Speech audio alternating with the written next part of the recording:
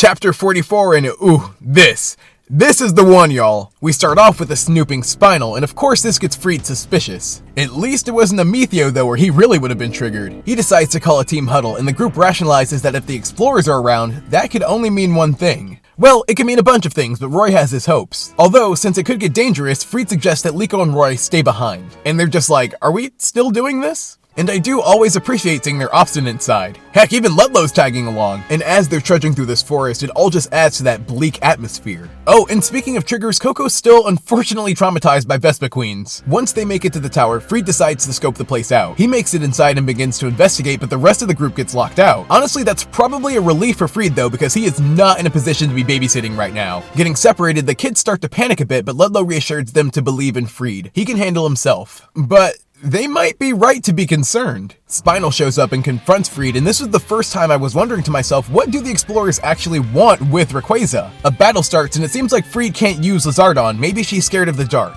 And up until this point, I think Freed's been the best battler, at least consistently, but that may no longer be the case. He constantly stalemates with the Metheo, but Spinal and Umbreon have got his friend code. I also really like Cap's fighting style. It's just so aggressive. Plus, he is quite the observant rodent. In regards to all the Rayquaza ruckus, Freed and Cap are definitely more focused on escape. Now, I wonder what would have happened though if they just lost to Spinal. What if that did happen? Maybe it would make the situation even more dire. But they do make it out. It seems like that battle was more for the sake of hype and exposition. Outside, it looks like the explorers are sending out some sort of signal to summon Rayquaza. Also, I did have a hunch that Terapagos would pop up. Even he's got unfinished business with Rayquaza. Adrenaline's so high, hearts are pounding, and you can feel the tension. As if from the heavens, Rayquaza makes its descent.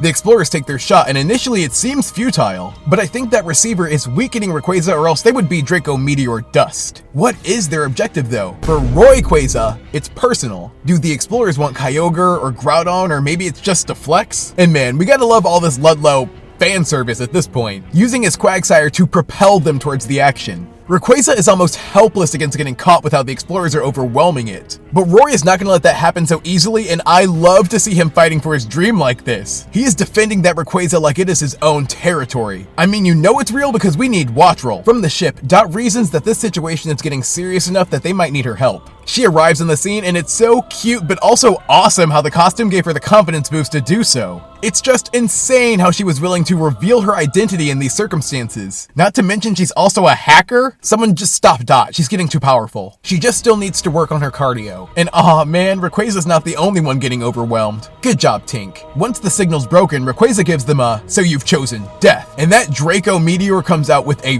vengeance. Up until now, Rayquaza's presence has been pretty benign, but this time is different. The tower and the Volt Tackler ship get wrecked. Man, they mucked around and found out.